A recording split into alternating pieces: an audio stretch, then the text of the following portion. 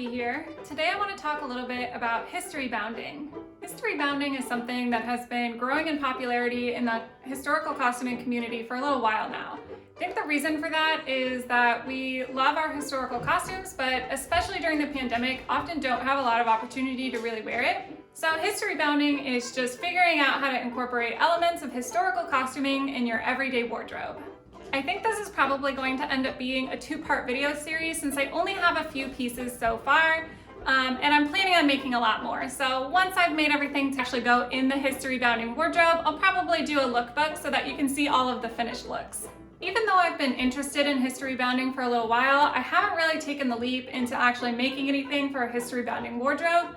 And the reason for that is, up until now, I've really been interested in earlier eras of historical fashion, like Second Bustle era and 18th century, and I really just couldn't figure out how to incorporate those styles into my everyday wardrobe. A couple of months ago, I took the leap into starting some fashion for the 1890s, and it has since become my absolute favorite era to costume for.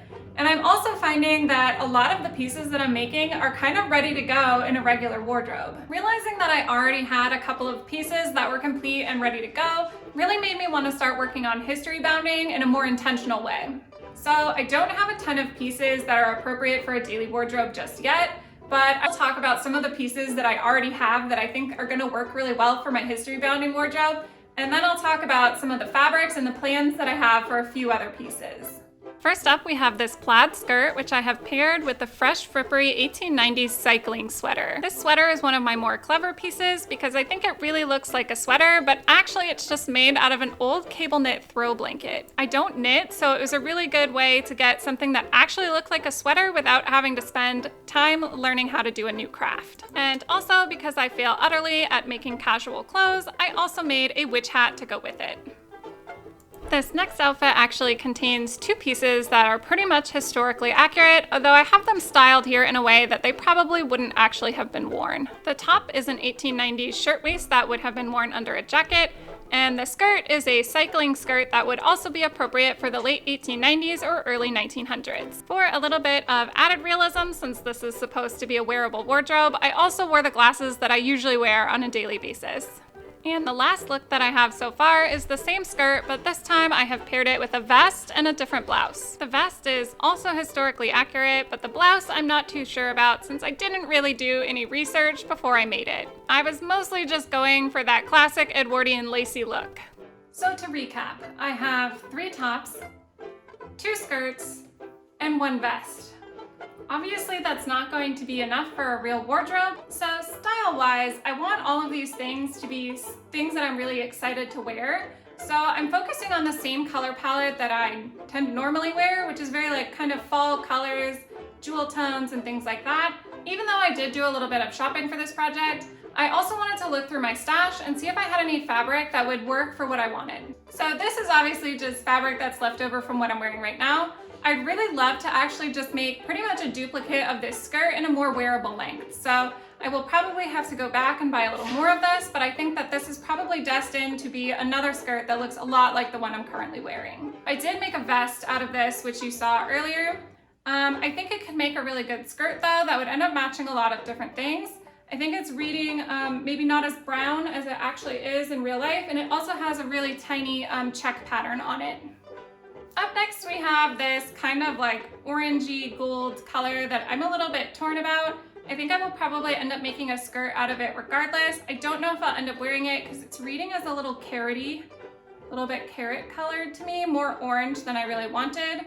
So I haven't quite decided if I'll actually end up using this fabric, but I really liked the weight and the weave of the fabric, which is like a herringbone. So hopefully I'll be able to find a use for this. I also did a little bit of online shopping for this project, so on the way I have a few different pieces of fabric that I'm excited to work with. Most of these fabrics are actually related to blouses or skirts. What I don't really have any plans for at the moment are any dresses. But here are the fabrics that I have picked out for all of the different blouses that I would like to make. And here are all of the fabrics that I have picked out for all of the skirts that I would like to make.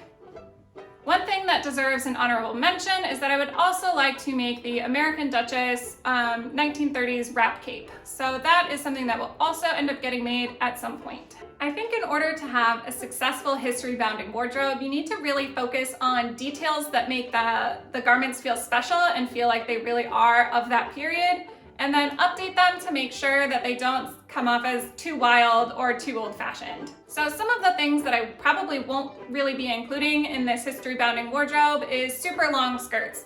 I think that they come off as very old-fashioned and can seem a little bit too conservative unless you're going for a complete 1890s look. I think that they tend to give the wrong impression. Another detail you probably won't really see in this wardrobe are, unfortunately, these big giant puffy sleeves. As much as I love them, unless you're going for a complete 1890s look, I tend to think that they can come off as very 80s and not necessarily in a good way. I did make one exception for my 1890s cycling sweater because I think it looks really good, even for something with giant puffy sleeves. So that's probably the one exception you'll see to my no giant puffy sleeve rule. Instead, I intend to include sleeve volume in a slightly different way and do like Juliet sleeves.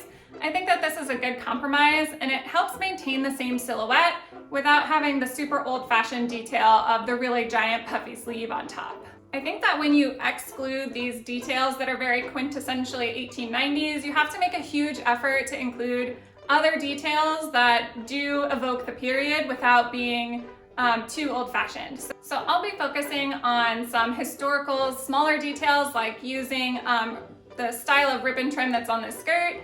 I'll probably also use soutache, buttons, and lace to encourage the kind of feeling of the 1890s without actually making it a full historical costume. In addition to these kind of like small details that are included in the actual garments, I also want to make an effort to kind of style these things in a way that feels really historical. So bow ties were super common during this period, so I think I'll be either making or buying a few bow ties to match a few different outfits. And then I also bought a brand new pair of American Duchess Londoners from the recent pre-order, which unfortunately they won't get here till December, but I am so excited about them. I want to be brave and wear hats, but I feel like that's one of those things that's kind of not really done anymore. So we'll see if I actually have time to either make, buy, or trim hats for this history-bounding wardrobe. I might not get around to it, and even if I do, I'm not sure I'm brave enough to just wear hats around. Another important aspect of making sure this feels like a real wardrobe, for me anyway, is when I do historical costuming, I don't really worry about how all of the different pieces are going to fit together in a functional wardrobe. Normally I just make like one-off ensembles that really only look good with the different pieces themselves. They don't really mix and match with other pieces from my wardrobe. So if I'm gonna treat this like a real wardrobe, which is what I wanna do, it's really important that all of the pieces can be mixed and matched together. So to that end, in addition to choosing a color palette and a time period that I wanted to be inspired by, I also chose the idea of like dark academia as my style inspiration so that I would have a cohesive wardrobe where a lot of the pieces would mix and match really well together. And so I'm excited to have pieces that all go well together and are easy to wear and are also a little bit historical and also fall-ish and the perfect color palette, because that is exactly the person that I want to be. So this is a very aspirational wardrobe for me. There is something that is just so on brand about me procrastinating editing for so long and using sewing as a tool to do that the video then becomes out of date and no longer makes sense. Since I filmed the original portion of this video, I have already made 2 of the items that I was planning on making. So I figured I would just add a postscript to the video and show you those 2 pieces since we're here anyway. First, we have the skirt that I'm wearing now. I decided to focus on soutache detailing to kind of give it that historical look. It's a little bit shorter than probably would typically have been worn during the period, but otherwise it is mostly historically accurate, minus the zipper that I decided to put in the back. If you're interested in this style of braid work, it's called soutache, and I am planning on doing a video on how to use it a little bit later in the month. So this wrap cape was surprisingly quick, so I got it done in just a day or 2, so I was really excited to add another piece to my wardrobe so quickly. I'm really excited about the welt pocket, which I have been putting on everything ever since I figured out how to do welt pockets. They have featured on a lot of garments since then. And it does have a little bit of secret extra storage, which is one of the best parts about being able to make your own clothing, is that if you want a pocket in your cape, you can have a pocket in your cape. So having custom garments is a really cool feature of being able to sew. All right, I think that's it for me. Thank you so much, and we will see you next time.